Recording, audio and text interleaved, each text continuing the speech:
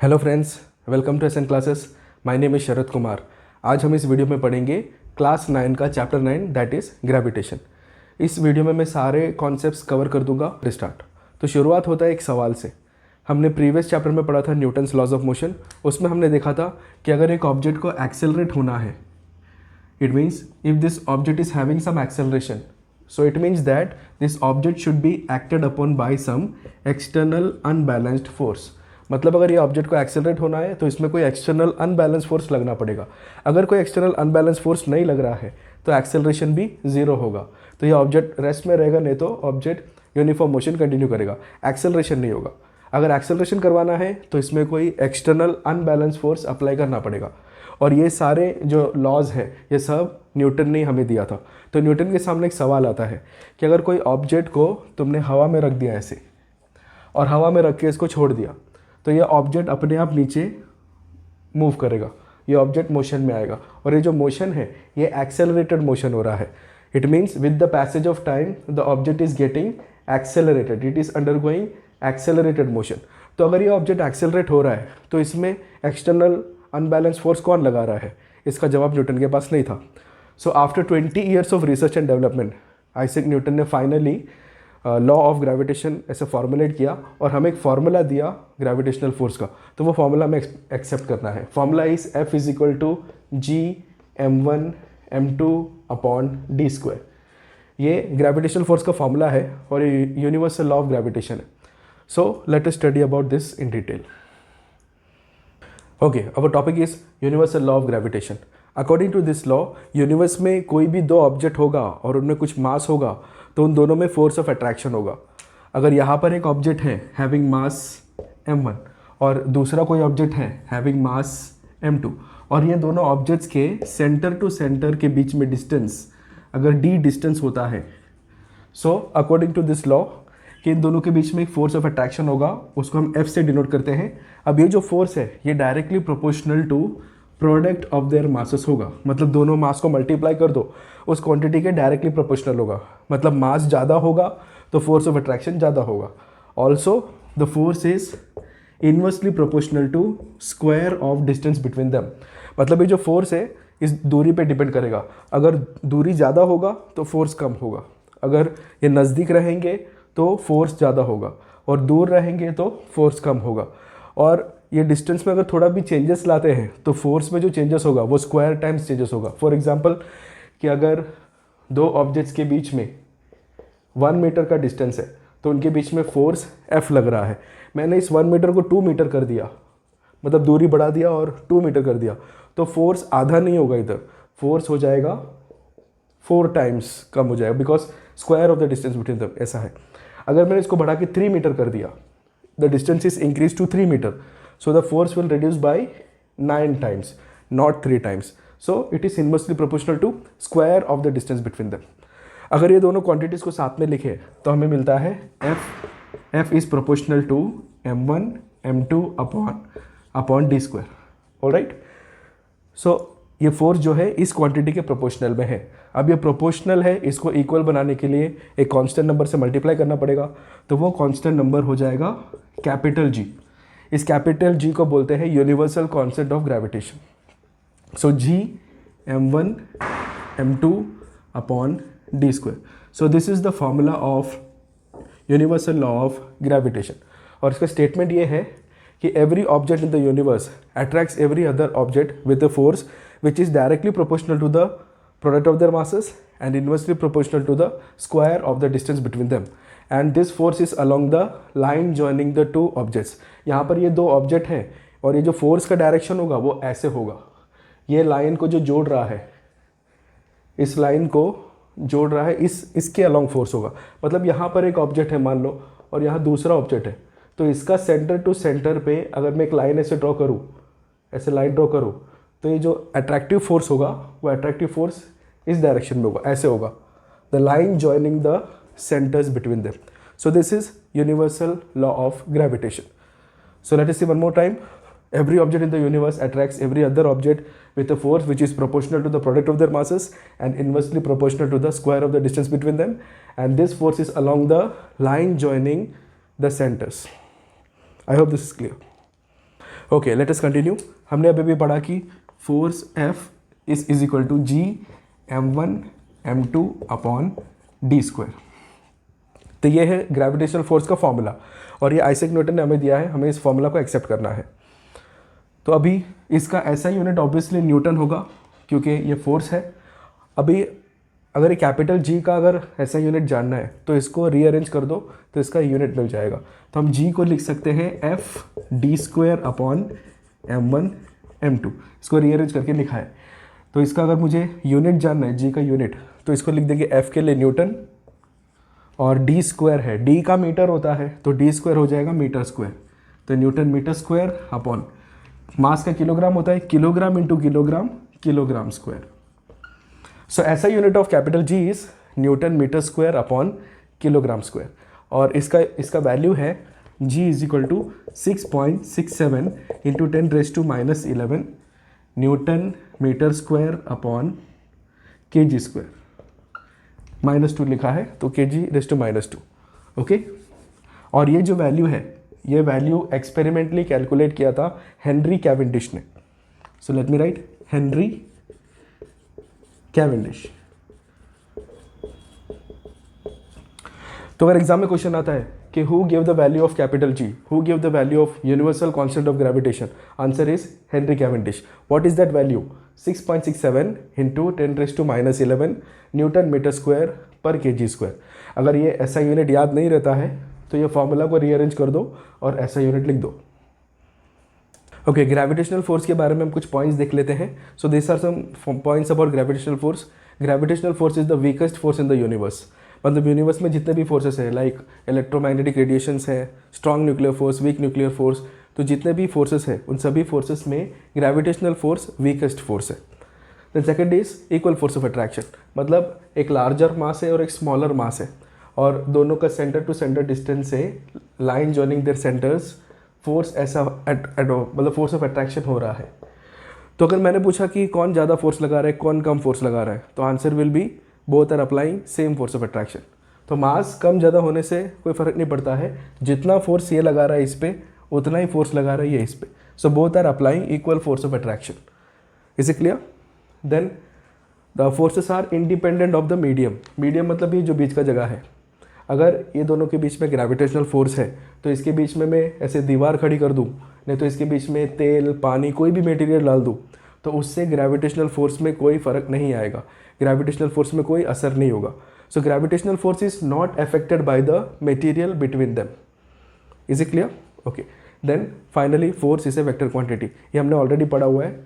तो force vector होता है, वैसे ग्रेविटेशनल फोर्स भी एक वेक्टर क्वांटिटी है। इसका मतलब ग्रेविटेशनल फोर्स का एक मैग्नीट्यूड और डायरेक्शन होता है। So I hope this points are clear. Okay, अब हम करते हैं एग्जाम्पल 9.1। इस क्वेश्चन में पूछा है कि the mass of the earth is 6 × 10⁻24 kg and that of moon is 7.4 × 10⁻22 kg. If the distance between earth and moon is 3.84 × 10⁵ km, calculate the force exerted by the earth on the moon. Calculate the force exerted by the earth on the moon, मतलब gravitational force calculate करना है। हमें gravitational force का formula पता है, right? तो पहले जो गिवन वैल्यूज़ है वो लिख लेते हैं। तो सोल्यूशन हो जाएगा, first we will write the given values. Mass of the earth को हम ME ऐसे लिख देते हैं, ओके। So mass of the earth is given, कहा गया 6 × 10⁻24 kg, और मास ऑफ द मून को MM ऐसे लिख देते हैं। तो mass of the moon is 7.4 × 10⁻22 kg, and distance between them उसको हम D लिख देते हैं। तो D is equal to 3.84 × 10⁵ kilometre. और कैपिटल G का वैल्यू हमें पता होना चाहिए, फॉर्मूला में कैपिटल G आता है और ये G का वैल्यू हमें पता होना चाहिए। तो this is 6.67 × 10⁻11 newton metre square पर kg square. We need to calculate what is the gravitational force between them. So these are the given values. Now before doing any sum, हमें सबसे पहला चीज़ क्या करना है, ये सारे यूनिट स्टैंडर्ड फॉर्म में है कि नहीं वो चेक करना है। इंडिया में MKS चलता है, MKS, metre kilogram second. Length should be in metre, mass should be in kilogram, and time should be in seconds. तो ये हमारा स्टैंडर्ड फॉर्म होता है, स्टैंडर्ड यूनिट होता है, ओके। सो मास केजी स्टैंडर्ड है, बट जो डिस्टेंस है वो किलोमीटर में दिया हुआ है, तो पहले इसको मीटर में कन्वर्ट करना पड़ेगा, फिर उसके बाद ही आगे सॉल्व होगा. Okay, so let us convert that first. So here I can write d is equal to 3.84 into 10 power 5. अब किलोमीटर को मीटर में कन्वर्ट करने के लिए 1000 से मल्टीप्लाई करना होता है, because 1 kilometre is 1000 metre. So when I multiplied by 1000 this becomes metre. तो अब ये बन जाएगा 3.84 इंटू 10 पावर 5 और ये है 10 क्यूब. 1000 मतलब 10 क्यूब ही होता है, राइट? तो 5 + 3 8 हो जाएगा. ओके, तो इतना मीटर ये कन्वर्ट हो चुका है. अब हम फॉर्मूला में अप्लाई करेंगे. ग्रेविटेशनल फोर्स का फॉर्मूला होता है Gm1m2 अपॉन d². तो इसमें अप्लाई कर देंगे वैल्यूज़. G की जगह लिख देंगे 6.67 into 10⁻⁻11 multiplied by mass of earth है. m1 की जगह me लिख देते हैं और m2 की जगह mm, राइट? m1 पहला मास हमारा अर्थ का है और दूसरा मास हमारा मून का है. तो mass of earth is 6 into 10⁻24 and mass of moon is 7.4 into 10 power 22 divided by d है हमारा, ये जो कन्वर्ट किया है वो लिखना है, राइट? सो 3.84 इंटू 10 पावर 8 और इसका होल स्क्वायर हो जाएगा. अब इसको सॉल्व करना है. तो सॉल्व करते टाइम हम क्या करते हैं, हम जो वैल्यूज हो उसको साथ में लिखेंगे. तो 6.67 multiplied by 6 multiplied by 7.4 divided by 3.84. अब ये होल स्क्वायर है, स्क्वायर वैल्यू होगा तो 2 बार मल्टीप्लाई कर देते हैं 3.84. आफ्टर डूइंग दिस, ये जो 10 के पावर्स है उसको हमें सॉल्व करना है. अब ज़्यादा कन्वीनियंट ये रहेगा कि ऊपर का पावर पहले सॉल्व कर लो और नीचे का पावर सेपरेटली सॉल्व करो, देन आगे माइनस करो, ये ज़्यादा बेटर होता है. तो ऊपर है 10⁻⁻11, तो यहाँ पे पहले ऊपर का लिख लेते हैं 10⁻⁻11 और 24 एंड 22. सो -11 प्लस 24 प्लस 22, ये शायद दिख रहा है आपको, राइट? ओके, और इधर ये होल स्क्वायर हो रहा है तो 8 2 16 हो जाएगा. तो यहाँ पर नीचे 16 होगा. अब ये जब हम सॉल्व करते हैं तो इसका वैल्यू आता है 20.2 मल्टीप्लाइड बाई, और इसमें हो जाएगा 10⁻². 24 प्लस 22 इज़ 46, 46 माइनस 11 35, पॉजिटिव 35, और नीचे है 10⁻16. अब इसका वैल्यू ये 20.2 ये बाय हार्ट इसीलिए करना है क्योंकि इसमें जो वैल्यूज़ दिया है, मास of earth, mass of moon and distance between earth and moon, ये सारे वैल्यूज़ कांस्टेंट है. मतलब ये वैल्यूज़ कभी चेंज होकर नहीं आएंगे. तो इसका जो आंसर है वो भी एक कांस्टेंट वैल्यू ही है. तो ये पर्टिकुलर सम में मैं आपको सजेस्ट करूँगा कि ये वैल्यू आप बाय हार्ट करो रादर देन के एग्जाम में इसको सॉल्व करने बैठो. ओके, सो इसका वैल्यू सॉल्व करके 20.2 आता है और इसका पावर नेक्स्ट स्टेप में 20.2 मल्टीप्लाइड बाई 10⁻35 माइनस 16. अब 35 में से 16 गया तो 19. So we have 20.2 into 10⁻19. अब साइंटिफिक नोटेशन में एक नंबर हम लिखते हैं, उसके बाद डेसिमल आता है, then 10 to the power something. तो यहाँ पर 20 है, 2 डिजिट है, तो एक डेसिमल को लेफ्ट में लाना पड़ेगा. अगर डेसिमल लेफ्ट साइड जाता है तो पावर इंक्रीज होता है, अगर डेसिमल राइट साइड जाता है तो पावर डिक्रीज होता है. तो यहाँ हम डेसिमल को लेफ्ट साइड लेके जा रहे हैं तो पावर इंक्रीज हो जाएगा. So 2.02 into 10 power 20 newton is our answer. हमने फोर्स फाइंड किया है तो फोर्स का ऐसा यूनिट न्यूटन लिखना जरूरी है. So this is our final answer. So this much is the gravitational force required. I hope this is clear. अब हम देखते हैं importance of universal law of gravitation. तो यूनिवर्सल लॉ ऑफ ग्रेविटेशन पढ़ने के बाद हमें ये 4 फिनोमेना समझ आता है. First is the force that binds us to the earth. मतलब ऐसा कौन सा फोर्स है जो हमें ज़मीन के साथ जोड़े रखता है. मतलब हम उछलते हैं, मतलब जंप करते हैं तो हवा में उड़ने के बदले हम वापस ज़मीन पे आते हैं. So the force that binds us to the earth is gravitational force. Second, the motion of the moon around the earth. मतलब मून अर्थ का चक्कर क्यों काट रहा है, because gravitational force between earth and moon exist, that's why. फिर motion of planets around the sun, जो दूसरे प्लैनेट्स हैं वो सन के अराउंड चक्कर क्यों काट रहे हैं, because the gravitational force between sun and planets exist, that's why. And last is tides due to moon and the sun, जो समुद्र में लहरें होते हैं, जो टाइड्स हैं, वो ग्रेविटी की वजह से होता है। तो मून और सन का ग्रेविटी समुद्र पे पड़ता है वेरी माइन्यूट लेवल पे, तो उससे टाइड्स बनता है। So this phenomena are explained by universal law of gravitation. So this are the importance of universal law of gravitation. Our next topic is free fall. Free fall का मतलब होता है if any object is falling freely only under the influence of gravitational force then such fall is called as free fall. Free fall के time पर जब object गिरता है तो उसमें सिर्फ ग्रेविटेशनल फोर्स लगता है और दूसरा कोई फोर्स नहीं लगता है, तो ऐसे फॉल को हम फ्री फॉल बोलते हैं। फॉर एग्जांपल एक पत्थर को हमने ऊपर से नीचे गिरा दिया, तो जो पत्थर नीचे गिर रहा है वो सिर्फ ग्रेविटेशनल फोर्स के इन्फ्लुएंस से गिर रहा है और कोई फोर्स उसमें नहीं लग रहा है, तो ऐसे फॉल को हम फ्री फॉल बोलते हैं। कोई अगर आदमी छलांग मारता है बिल्डिंग से तो वो भी फ्री फॉल एक्सपीरियंस करेगा, राइट।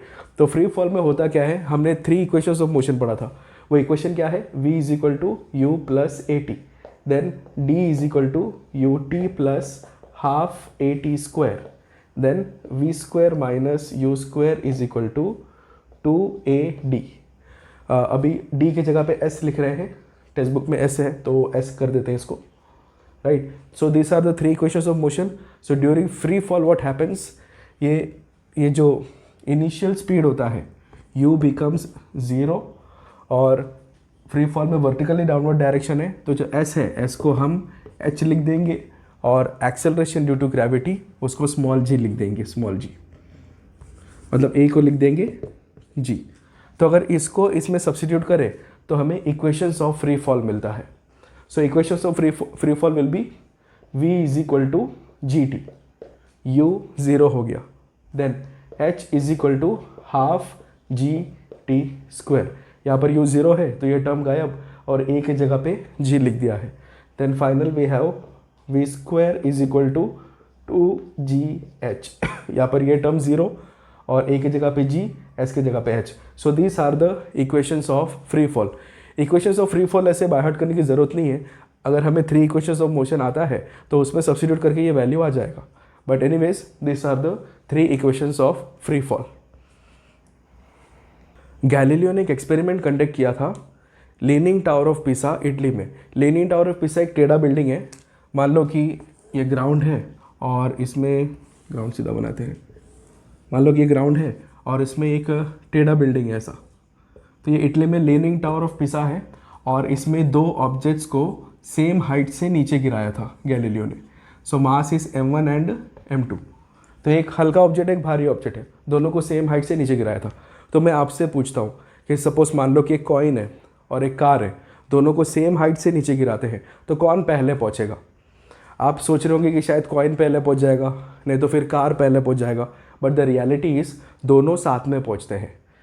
सो ये एक्सपेरिमेंट में ये प्रूव हुआ था कि जो मास होता है, डिफरेंट मास जब सेम हाइट से ड्रॉप होगा तो ये सारे एक साथ नीचे पहुंचेंगे। तो इससे ये साबित होता है acceleration due to gravity is same for all the objects. अब हम मैथमेटिकली फाइंड करते हैं कि ये स्मॉल g जो है इसका वैल्यू क्या होगा, राइट। सपोज ये अर्थ है और ये ऑब्जेक्ट है। अर्थ का मास कैपिटल M है और ऑब्जेक्ट का मास स्मॉल m है। सो ये सेंटर टू सेंटर अगर हम डिस्टेंस ऐसे देखते हैं, centre to centre distance, straight बनाओ भाई, तो सेंटर टू सेंटर डिस्टेंस हो जाएगा RE। देखो ये रेडियस ऑफ अर्थ है तो इतना सा जो डिस्टेंस है वो नेग्लिजिबल हो जाएगा, इसके कंपैरिजन में ये डिस्टेंस नेग्लिजिबल हो जाएगा। फॉर एग्जांपल कि अगर मैंने इस मार्कर को इतने हाइट पर रखा है, ज़मीन से कुछ हाइट है, तो रेडियस ऑफ अर्थ के कंपैरिजन में ज़मीन से यहाँ तक का हाइट नेग्लिजिबल हो जाएगा। अगर 1 किलोमीटर डिस्टेंस है और उसमें 1 सेंटीमीटर का अगर कुछ फ़र्क आया तो वो नेग्लिजिबल मानते हैं। तो वैसे ही रेडियस ऑफ अर्थ के कंपैरिजन में ये वाला पार्ट नेग्लिजिबल है। तो मैं कहना ये चाह रहा हूँ कि सेंटर टू सेंटर डिस्टेंस जो होगा उसको हम रेडियस ऑफ अर्थ ऐसे ही मानेंगे, राइट। तो यहाँ पर ग्रेविटेशनल फोर्स का फॉर्मूला अगर हम लिखें तो हम लिख सकते हैं F is equal to G mass of earth फिर mass of object upon radius of earth का स्क्वायर। तो capital R radius of earth है, तो मास ऑफ अर्थ को ME लिख देते हैं, रेडियस ऑफ अर्थ को RE लिख देते हैं। तो ग्रेविटेशनल फोर्स इतना इस पे लग रहा है और हमने Newton second law of motion में पढ़ा था कि force is mass into acceleration. तो फोर्स को हम लिख देते हैं मास इनटू एक्सेलरेशन। ये मास इस ऑब्जेक्ट का मास है जो ऑब्जेक्ट एक्सेलरेट हो रहा है, राइट। तो force is mass into acceleration. अब ये दोनों फोर्स सेम है, इन दोनों को इक्वेट कर देते हैं, इन दोनों को सामने सामने लिख देते हैं। So we can write this mass into acceleration is G(m)m upon r square, right. तो इसमें ये स्मॉल m कट हो जाएगा। स्मॉल m कट होने का मतलब है कि this is independent of mass of the object. मतलब तुम कॉइन गिराओ, पत्थर गिराओ या फिर कार गिराओ, सबके लिए ये जो एक्सेलरेशन वैल्यू है वो सेम ही होने वाला है। तो गैलीलियो का जो एक्सपेरिमेंट था उसमें एक्सेलरेशन सारे ऑब्जेक्ट्स के लिए सेम इसीलिए हो रहा था। तो डिफरेंट डिफरेंट मास होने के बावजूद सारे मास एक साथ ग्राउंड पे पहुंचते हैं। तो यहाँ पर अब हम देखेंगे कि acceleration is G(m) upon r square. अब यहाँ पर हम ऑब्जर्व करते हैं कि ये जो कैपिटल G है वो एक कांस्टेंट नंबर है, यूनिवर्सल कांस्टेंट ऑफ ग्रेविटेशन, और M मतलब मास ऑफ अर्थ है, वो एक कांस्टेंट वैल्यू है, वो चेंज नहीं होगा। और रेडियस ऑफ अर्थ वो भी कांस्टेंट है, वो भी चेंज नहीं होगा। तो मतलब ये तीनों वैल्यूज अगर कांस्टेंट है तो ये वैल्यू भी कांस्टेंट ही होगा, राइट। तो हम A को हम सिंबल अब स्मॉल g लिख देते हैं। स्मॉल g क्यों लिख रहे हैं? Because this is acceleration due to gravitation. तो small g is G(m) upon r square. इसके वैल्यूज अगर हम अप्लाई कर दें कि capital G is 6.67 into 10⁻⁻11 newton metre square पर kg स्क्वायर, राइट।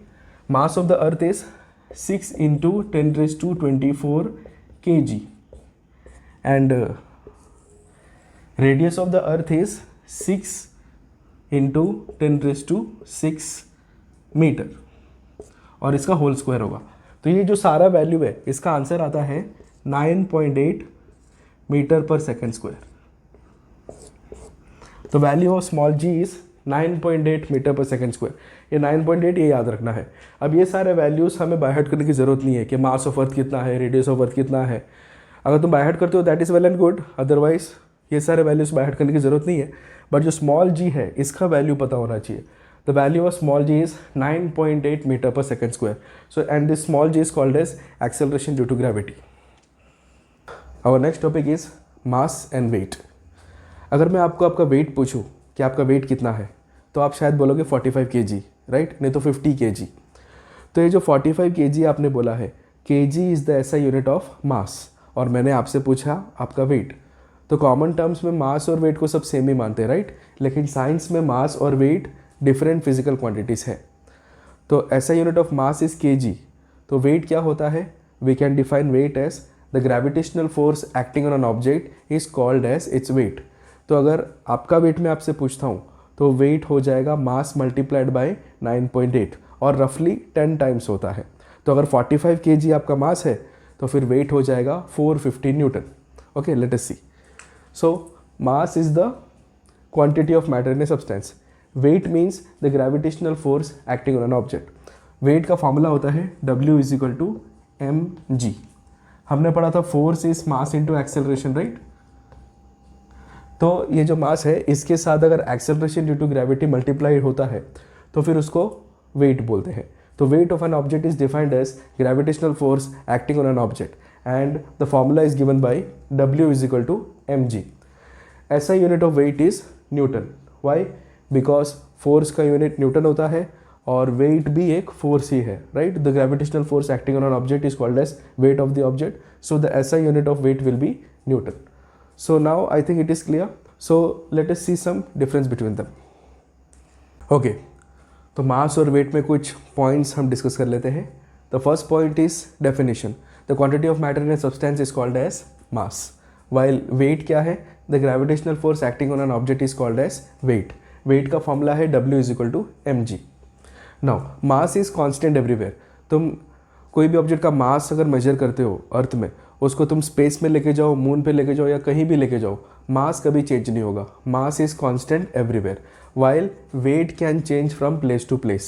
अगर अर्थ में कोई ऑब्जेक्ट का वेट है, उसको स्पेस में लेके जाएंगे तो वेट 0 हो जाएगा, उसको मून पे लेके जाओ तो 1/6 हो जाएगा।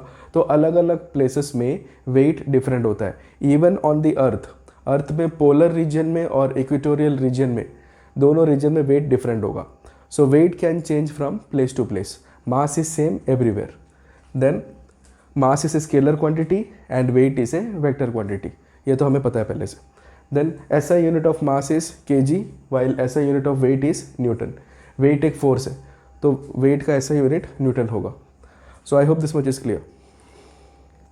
Our next topic is wait of an object on the moon. कोई ऑब्जेक्ट को अगर हम मून पे लेके जाते हैं तो उसका वेट के साथ क्या होगा.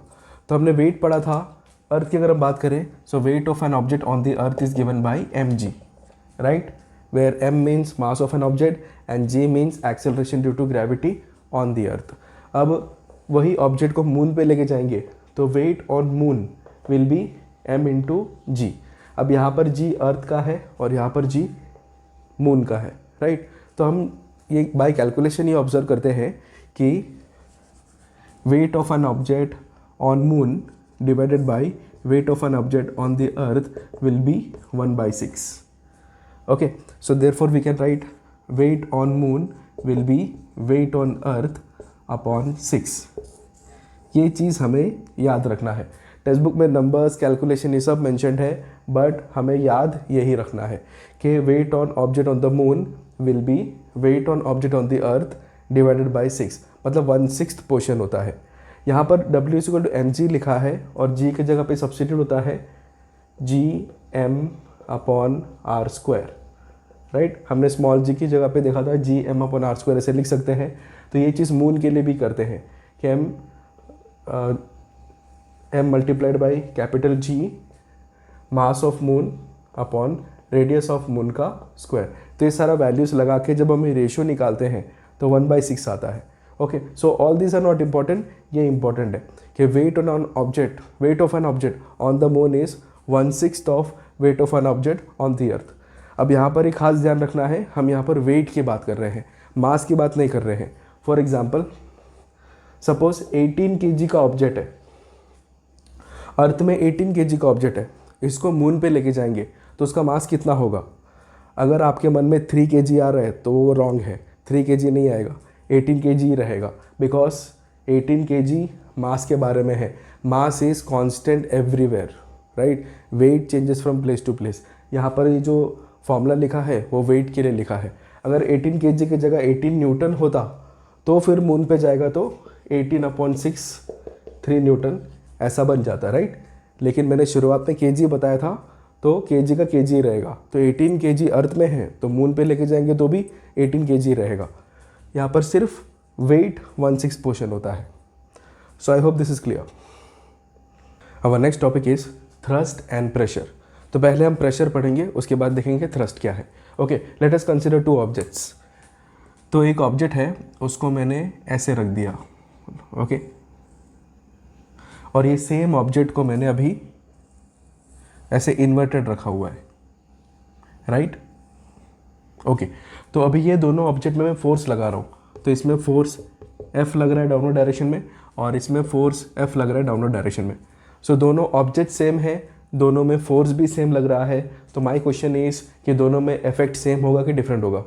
तो ऑब्वियसली इसका इफेक्ट डिफरेंट ही होगा, राइट. इसमें हम देखते हैं कि ये जो पूरा फोर्स है वो इस पॉइंट पे लग रहा है ऐसा, जबकि यहाँ पर हम देखते हैं कि ये जो फोर्स लग रहा है वो ऐसे डिस्ट्रीब्यूट हो गया है. तो ये दोनों फ़र्क को समझाने के लिए एक नया फिजिकल क्वांटिटी आता है जिसको बोलते हैं pressure. So pressure is defined as, pressure is force पर यूनिट एरिया. तो फोर्स पर unit area is called as pressure. We can write P is equal to F/A. तो यहाँ हो क्या रहा है, इधर हम देखते हैं कि ये जो पूरा फोर्स है वो इस पॉइंट पे लग रहा है, इधर पॉइंट ऑफ कांटेक्ट है, यहाँ पर पूरा फोर्स लग रहा है. लेकिन यहाँ पर क्या हो रहा है कि मान लो 10 न्यूटन फोर्स था, 10 न्यूटन फोर्स लग रहा है. तो ये जो 10 न्यूटन है वो ऐसे स्प्रेड हो गया, 2 Newton 2 Newton 2 Newton 2 Newton 2 Newton ऐसा. ओके, तो F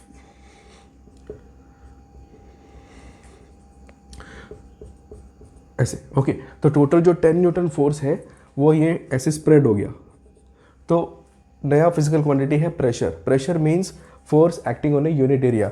अगर ये टोटल एरिया है, ये पूरा टोटल एरिया है, तो एक यूनिट एरिया में कितना फोर्स लग रहा है उसको प्रेशर बोलते हैं. तो pressure is force upon area. P is equal to F upon A. तो इसका ऐसा यूनिट की अगर हम बात करें तो प्रेशर का ऐसा यूनिट हो जाएगा न्यूटन पर मीटर स्क्वायर और पास्कल। पास्कल PA बोलते हैं, इसको हम पास्कल भी बोलते हैं, pascal. So SI unit of pressure is pascal. इसको न्यूटन पर मीटर स्क्वायर ऐसे भी लिख सकते हैं, राइट। सो न्यूटन पर मीटर स्क्वायर और pascal. So one more time, pressure means force upon area and SI unit of pressure is newton पर मीटर स्क्वायर और pascal. I hope this is clear. Now let us talk about thrust. अब हम thrust पढ़ लेते हैं। हमने pressure पढ़ लिया है, pressure is force upon area, right. So let me write P is equal to F upon A. Pressure is force upon area. अब जो ऑब्जेक्ट हमने कंसिडर किया था वो सेम ऑब्जेक्ट वापस लेके आते हैं। सपोज ये एक ऑब्जेक्ट है, इसको ऐसे रख दिया, थोड़ा पॉइंटेड बनाते हैं। ये ऑब्जेक्ट है, इसको ऐसे रखा है और ये हमारा सरफेस है। अब ये सेम ऑब्जेक्ट को ऐसे रख देते हैं। So this time I will say the force F is applied on both the objects. तो यहाँ पर हम देख सकते हैं कि दोनों ऑब्जेक्ट सेम है, दोनों में सेम फोर्स लग रहा है और इस बार एरिया ऑफ कॉन्टैक्ट भी सेम है। तो अब मैं आपको पूछता हूँ कि इफेक्ट सेम होगा कि डिफरेंट होगा। तो इधर भी इफेक्ट डिफरेंट ही होगा, राइट। तो इधर डिफरेंट क्यों हो रहा है? Because of the alignment. यहाँ पर जो फोर्स है वो परपेंडिकुलर टू द एरिया लग रहा है, वाइल ये जो फोर्स है ऐसा टेढ़ा लग रहा है, राइट। तो इससे क्या हो जाएगा, टेढ़ा होने पर ये फोर्स जो है दो कंपोनेंट्स में स्प्लिट हो जाएगा। कुछ फोर्स हॉरिजॉन्टल लगेगा और कुछ फोर्स वर्टिकल लगेगा। फॉर एग्जांपल एक कोई टॉय हमारे पास होता है, तो उस टॉय को जब हम रस्सी से खींचते हैं ऐसे, तो अगर कोई लड़का इसको रस्सी से खींच रहा है, ऐसे रस्सी से खींच के लेके जा रहा है, तो ये जो फोर्स F ये जो लगा रहा है, ये फोर्स F दो कंपोनेंट्स में स्प्लिट होता है, F1 एंड F2 ऐसे। तो कुछ हॉरिजॉन्टल कंपोनेंट होगा जो इस टॉय को आगे की तरफ धकेलेगा और जो वर्टिकल कंपोनेंट है वो टॉय को ऊपर की तरफ धकेलेगा। मतलब इन शॉर्ट पूरा कंप्लीट फोर्स हॉरिजॉन्टल नहीं लगेगा। तो सिमिलरली यहाँ पर ये फोर्स जो टेढ़ा लग रहा है, कुछ फोर्स हॉरिजॉन्टल जाएगा और कुछ फोर्स वर्टिकल नीचे जाएगा, तो कंप्लीटली नहीं लग रहा है। वाइल इधर क्या हो रहा है, इधर पूरा फोर्स जो है वो कंप्लीटली डाउनवर्ड डायरेक्शन में लग रहा है। तो इसका मतलब ये फोर्स में हमें कंप्लीट पूरा इफेक्ट मिलेगा। तो इसको बोलते हैं thrust. Thrust is defined as the force which is acting perpendicular to the area is called as thrust। मतलब अगर ये एरिया है, इसमें बहुत सारे फोर्सेस लग रहे हैं ऐसे, राइट। तो ऐसे बहुत सारे फोर्सेस लग रहे हैं, तो इसको बोलेंगे फोर्स फोर्स फोर्स फोर्स और ये हो जाएगा thrust. The force which is acting perpendicular to the area is called as thrust. SI unit of thrust will be Newton.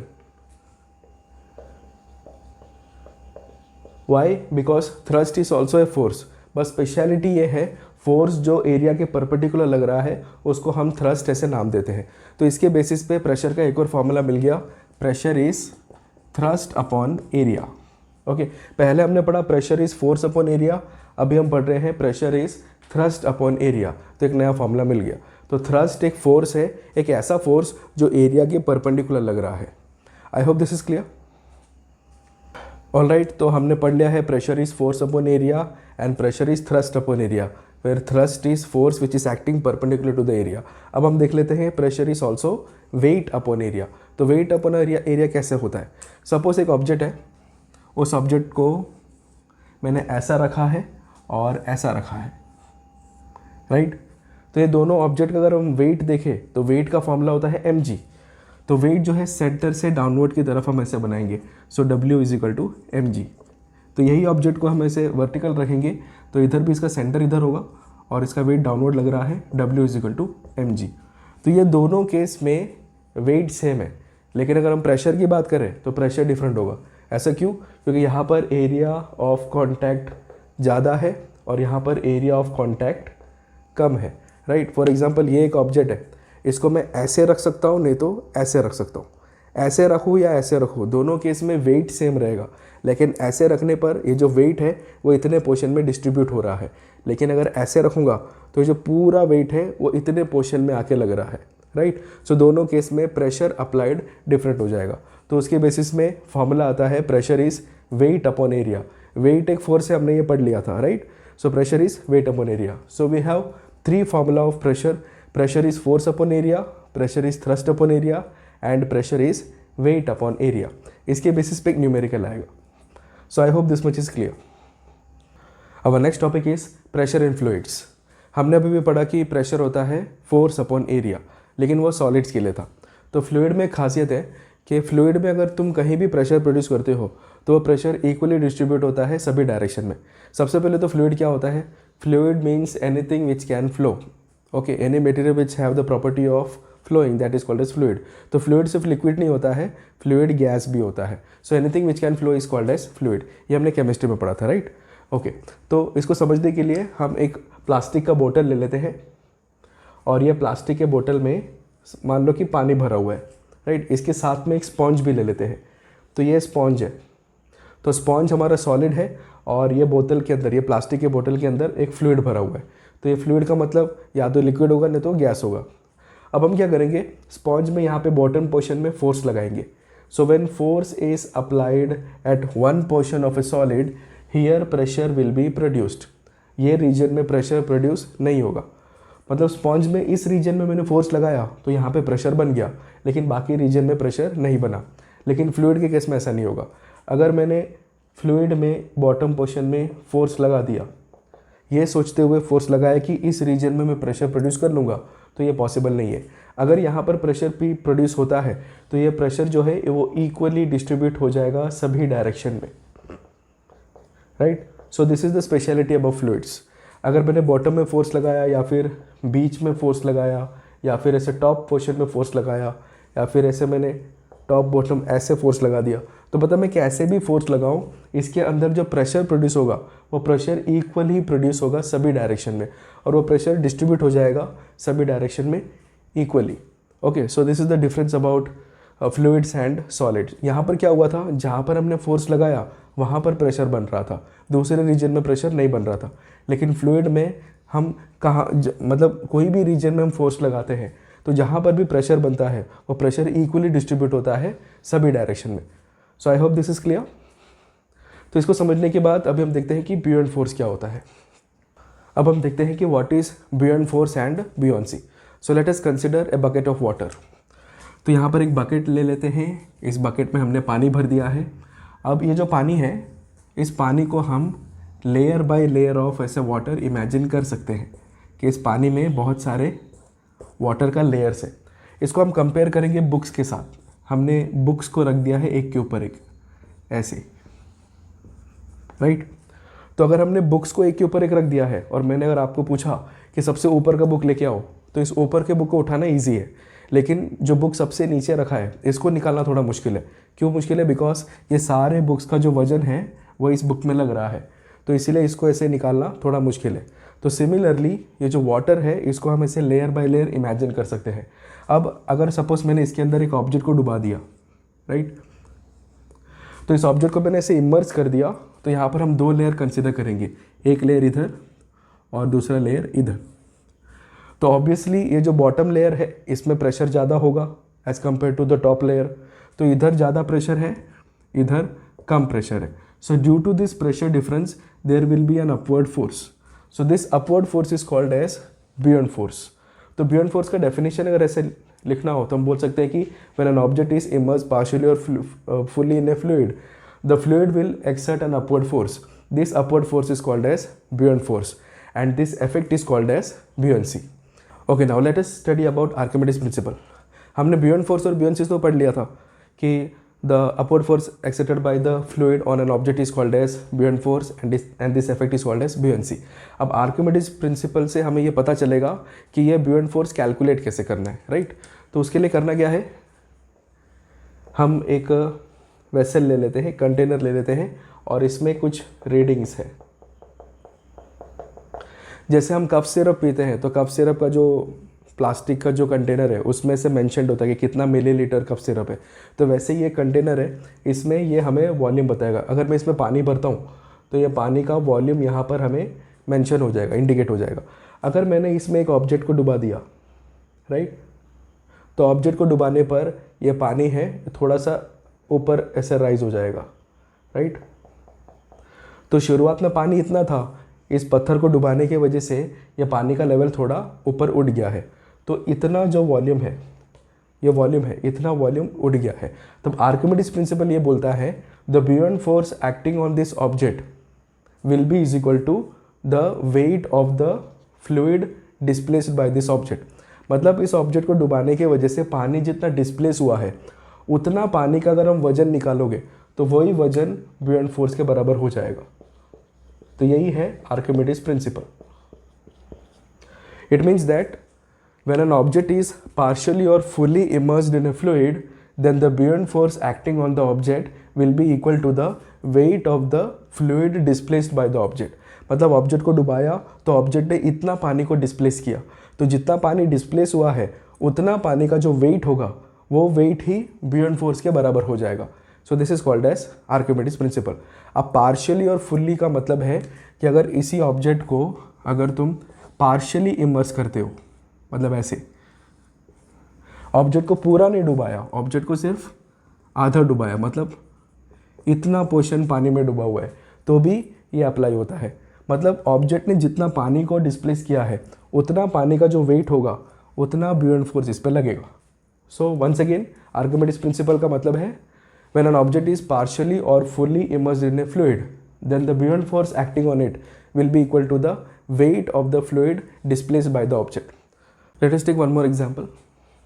Suppose हम एक ऑब्जेक्ट को स्प्रिंग बैलेंस में ऐसे नापते हैं, तो ये हमारा स्प्रिंग बैलेंस है। तो यहाँ पर हमने एक ऑब्जेक्ट को रख दिया, ऑलराइट। तो इस स्प्रिंग बैलेंस कुछ रीडिंग बता रहा है यहाँ पे। तो ये स्प्रिंग बैलेंस बता रहा है कि इस ऑब्जेक्ट का कुछ वेट है ऐसा। तो इसी ऑब्जेक्ट को अगर हम एक कंटेनर में डुबा दें जिसमें पानी भरा हुआ था, तो क्या होगा इसकी वजह से? ये पानी तो डिस्प्लेस करेगा ही, पानी थोड़ा सा डिस्प्लेस हो गया, राइट। तो उससे क्या होगा, ये जो रीडिंग है ये एरो थोड़ा सा ऊपर उठ जाएगा, पहले इधर था अब उधर हो जाएगा। तो मतलब वेट थोड़ा कम हो गया। तो वेट कम क्यों हुआ? क्योंकि इसमें बुओयंट फोर्स लग रहा है। तो ये जो चेंज इन रीडिंग है वो इसके वेट के बराबर होगा। यहाँ पर जो चेंज इन रीडिंग है, चेंज इन वेट, वो इसके बराबर हो जाएगा। तो यही है Archimedes principle, that when an object is immersed in a fluid then the buoyant force acting on it will be is equal to the weight of the fluid displaced by it. So I hope this is clear. Okay, Archimedes principle तो पढ़ लिया। अब मेरे मन में एक सवाल है, अगर मैंने एक मेटालिक कॉइन को नदी में फेंक दिया तो वो कॉइन पानी में डूब जाएगा, और एक बड़ा सा पेड़ है अगर वो टूट के नदी में गिरता है तो वो नदी में तैरता है। तो कॉइन का मास बहुत कम है और पेड़ का मास बहुत ज़्यादा है, लेकिन कॉइन डूब गया और पेड़ तैर रहा है, राइट। दूसरा सवाल मेरा ये है कि अगर कॉइन पानी में डूब गया जो मेटल का बना हुआ था, तो जो बड़े शिप्स होते हैं वो भी तो मेटल के बने हुए, तो वो पानी में क्यों नहीं डूब जाते हैं, राइट। तो इन सब का जवाब हम ये टॉपिक में पढ़ेंगे। तो सबसे पहले तो हम डेंसिटी देख लेते हैं कि डेंसिटी क्या होता है। Density is mass upon volume.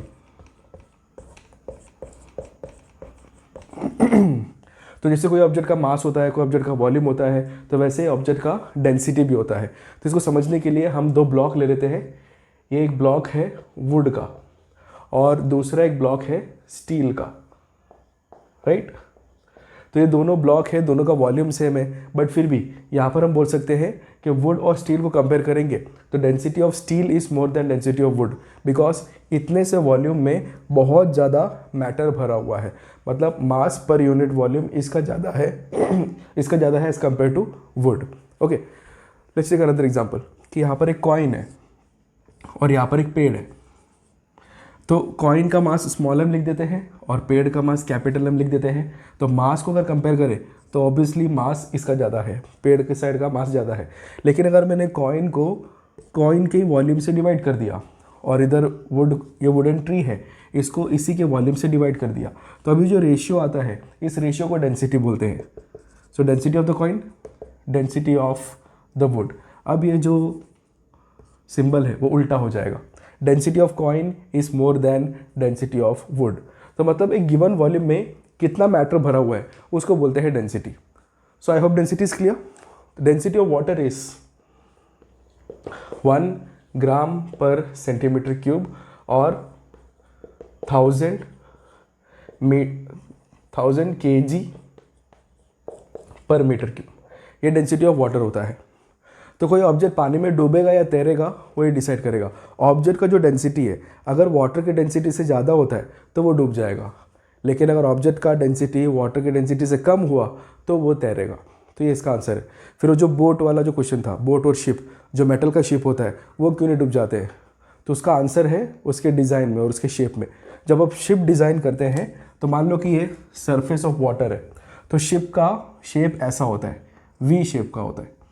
तो हमने पढ़ा था आर्किमिडीज प्रिंसिपल में कि जो ब्यूएंट फोर्स लग रहा है वो wait of the displaced water होता है। तो शिप का शेप ऐसा होता है कि जब उसको पानी में रखते हैं तो मैक्सिमम वाटर को डिस्प्लेस करता है। तो यहाँ पर हम देख सकते हैं कि इस शिप ने इतने से वाटर को डिस्प्लेस कर दिया है, तो जो डिस्प्लेस्ड वाटर है वो एक अप थ्रस्ट लगाएगा। So this is the reason why ship is not sinking. Ship का डिज़ाइन ही ऐसा होता है कि वो इतना पानी डिस्प्लेस कर देता है कि जो ब्यूएंट फोर्स होगा वो शिप को नीचे डूबने नहीं देगा। आई hope this is clear. All right, this much was about gravitation chapter. I hope आपको सारे कॉन्सेप्ट्स क्लियर हैं। अगर आपके कोई क्वेरीज या कोई डाउट्स हो तो आप कमेंट सेक्शन में पूछ सकते हैं।